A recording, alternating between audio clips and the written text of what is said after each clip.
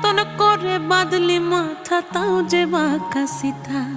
মেদিনীপুরে রায়না চিরন বাঁকুড়ার ওই ফিতা, আরে যতন করে বাঁধলি মাথা তাও যে বাঁকা সিথা।